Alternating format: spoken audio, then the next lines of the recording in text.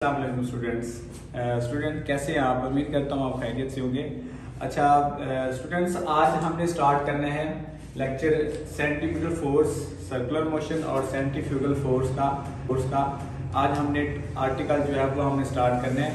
तो ये 9th के इसमें 2 शॉर्ट क्वेश्चन आते हैं और एक long question, important long question जो है वो हम आज स्टार्ट करेंगे। इस लेक्चर के अंदर हम देखेंगे कि सर्कुलर मोशन क्या होती है, सेंट्रीपिटल फोर्स क्या होती है और सेंट्रीफ्यूगल फोर्स क्या होती है। तो आज के लेक्चर में हम स्टार्ट करेंगे इसको और इसको हम देखेंगे कि ये किस तरह से हम इसको अटेम्प्ट करना है बोर्ड के पेपर में और इसके शॉर्ट क्वेश्चन क्या होते हैं वो आज के लेक्चर में हम इसको डिस्कस करते हैं। तो सबसे पहले आ रहा हमारे पास सर्कुलर मोशन आ रहा है। सबसे पहले हमारे पास सर्कुलर मोशन है।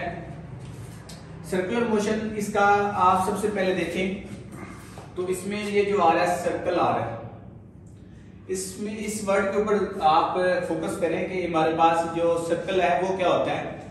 सर्कुलर मोशन सबसे पहले मैं आपको बताना चाहता हूं सर्कल क्या होता है। सर्कल हमारे पास एक ऐसा, ये हमारे पास है सर्कल। सर्कल का ये जो होता है सेंटर होता है, इसको हम कहते हैं सेंटर ऑफ सर्कल। ये हमारे पास इसकी है सर्कमफेरेंस, ये है सर्कम,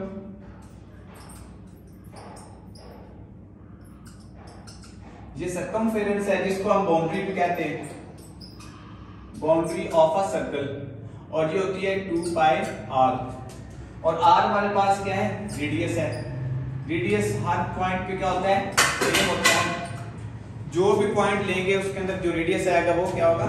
अच्छा, ये हमारे पास एक सर्कल है। सर्कल का पता है जो रेडियस होता है वो हर पॉइंट पे क्या होता है, रेडियस सेम होता है। क्योंकि centre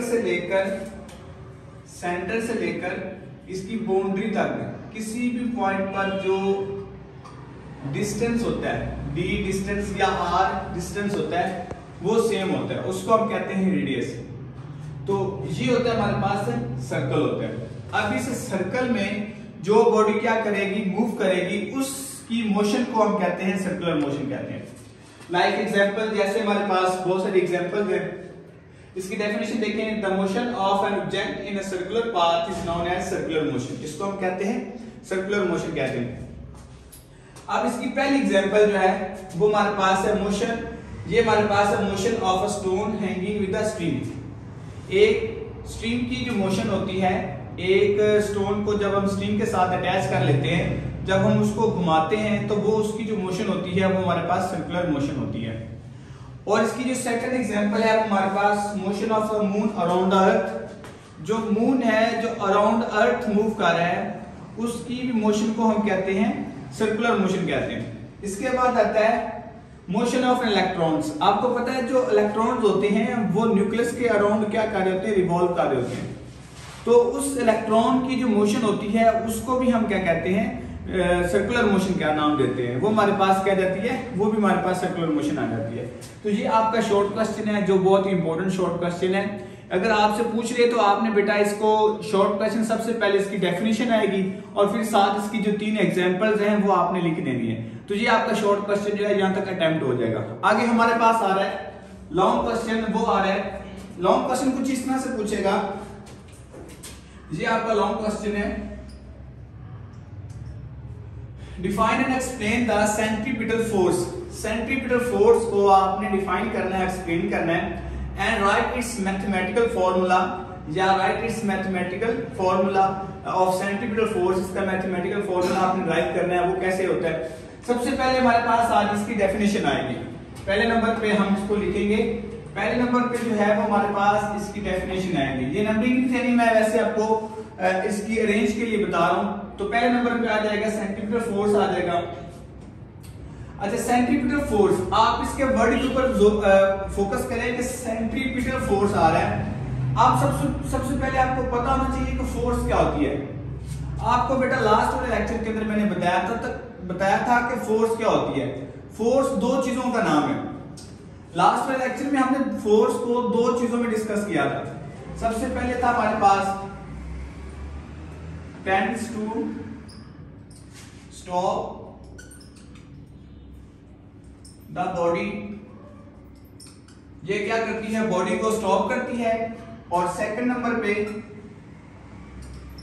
tends to move the body.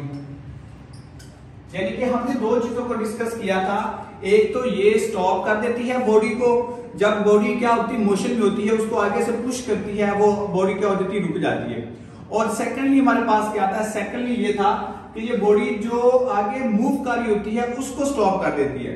एक तो स्टॉप बॉडी है, देखिए जैसे हमारे पास ये मार्कर है, ये हमारे पास क्या पड़ा हुआ है, ये स्टॉप है, ये रेस्ट में पड़ा हुआ है, ठीक है। अब ये रेस्ट में पड़ा हुआ है, इसको अगर मैं ये इसके ऊपर लगाइए फोर्स, तो ये मोशन की फॉर्म में आ गया। अब मैंने इसको रोक दिया है तो ये क्या हो गया, स्टॉप हो गया। यानी कि फोर्स दो चीजों को डिस्कस करती है, एक तो फोर्स टेंड्स टू स्टॉप और एक टेंड्स टू मूव, ये दो चीजें आती हैं। और इसी तरह से आगे इसका एक और इसके अंदर हम एक और चीज इसके अंदर ऐड करना चाह रहे हैं, वो क्या होती है, वो भी इसके अंदर आपकी डेफिनेशन में दिया हुआ है, change the direction of motion. ये मोशन की डायरेक्शन को क्या करती है, चेंज कर देती है। इस तरह से हमारे पास फोर्स को हम अगर ये तीन चीजें आएंगी तो तभी हम फोर्स को मानेंगे कि ये फोर्स इसके ऊपर अप्लाई हो रही है। आपकी डेफिनेशन जो बुक में दी हुई है उसके अंदर भी हमने तीन चीजों को डिस्कस किया है। तो उसके अंदर पहली बात हमारे पास हमने ये की थी टेंड्स टू स्टॉप, और सेकंड क्या था, टेंड्स टू मूव, और थर्ड हमारे पास क्या है, ये मोशन को चेंज करेगी, उसकी डायरेक्शन को चेंज करेगी।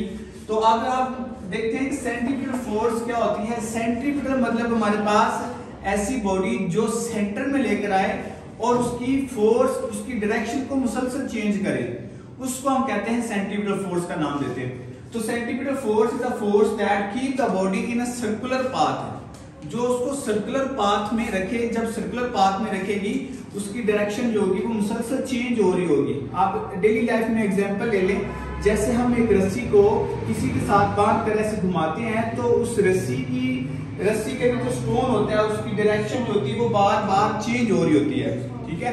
तो इस तरह से हमारे पास सेंट्रीपिटल फोर्स वो फोर्स होगी जो बॉडी को क्या करेगी, सेंटर में लेकर आएगी, सेंटर में रखेगी, उसको हम कहते हैं सेंट्रीपिटल फोर्स।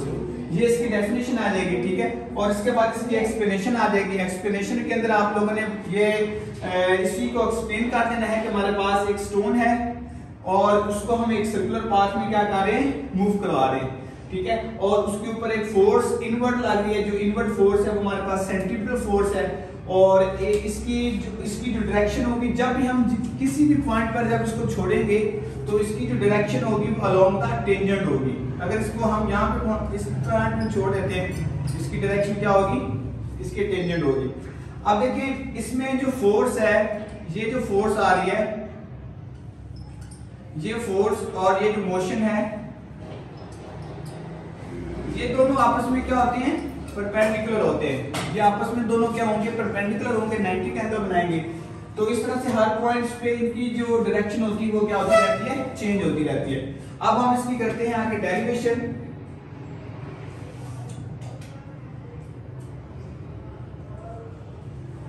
अब हमारे पास है इसकी आगे derivation.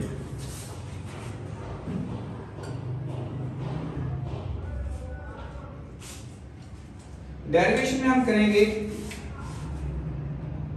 Consider a body of mass m moving with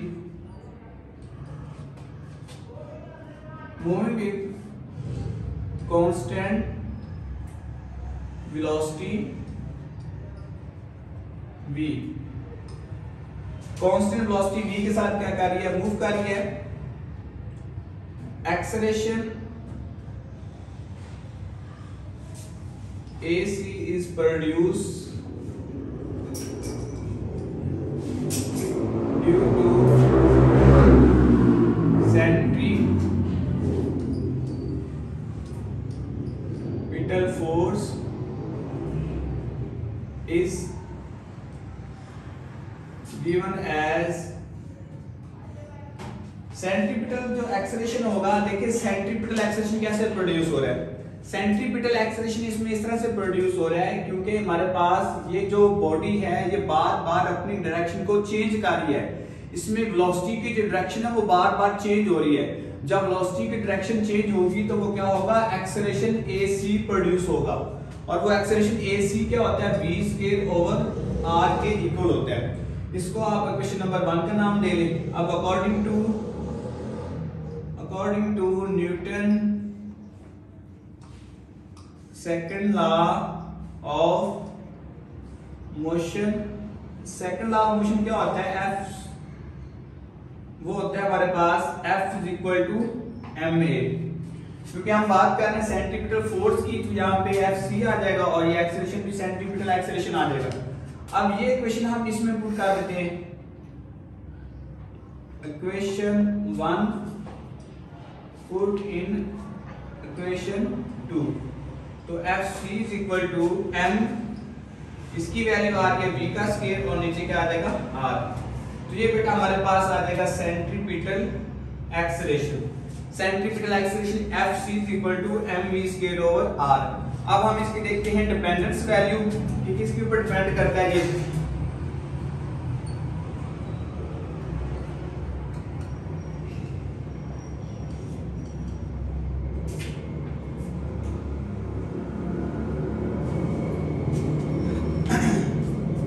आप देखें सेंट्रीपिटल फोर्स जो है वो 3 चीजों के ऊपर डिपेंड कर रहा है।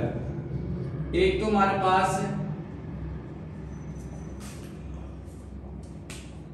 Centripetal force depends upon mass of a body, mass of a body, और v क्या है, वेलोसिटी का स्क्वायर है, square of velocity of a body, और r हमारे पास क्या है, रेडियस ऑफ बॉडी। ये 3 चीजों के ऊपर क्या करती है, सेंट्रीपिटल फोर्स जो है वो हमारे पास इसके ऊपर डिपेंड करती है, ठीक है।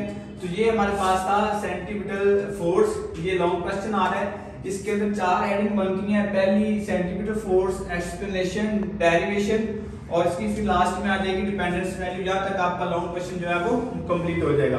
अगर वो शॉर्ट में पूछेगा तो आपने सेंट्रीपिटल फोर्स की डेफिनेशन और साथ इसका जो फॉर्मूला है वो आपने इसको ड्राइव करना है, ठीक है। ये इसका फॉर्मूला है, ये इसका फॉर्मूला आ जाएगा, ठीक है। ये इसका फॉर्मूला जो हमने ड्राइव कर दिया है, ठीक है। ये था हमारे पास आज का टॉपिक जो हमने जिसके अंदर सर्कुलर मोशन को हमने डिस्कस किया था कि सर्कुलर मोशन क्या होती है, और हमने सेंट्रीपिटल फोर्स को डिस्कस किया था कि सेंट्रीपिटल फोर्स क्या होती है, सेंट्रीपिटल फोर्स कैसे प्रोड्यूस होती है, और सेंट्रीपिटल फोर्स की वजह से जो एक्सेलरेशन प्रोड्यूस होता है उस एक्सेलरेशन को हम सेंट्रीपिटल एक्सेलरेशन कहते हैं। और इसका जो फॉर्मूला है वो हमारे पास Fc = mv²/r। तो आज के लेक्चर के अंदर हमने ये सारी चीजें डिस्कस की हैं, जिसके अंदर आपके शॉर्ट क्वेश्चन भी अटेम्प्ट हो रहे हैं और आपके लॉन्ग क्वेश्चन भी अटेम्प्ट हो रहे हैं। ओके, अल्लाह।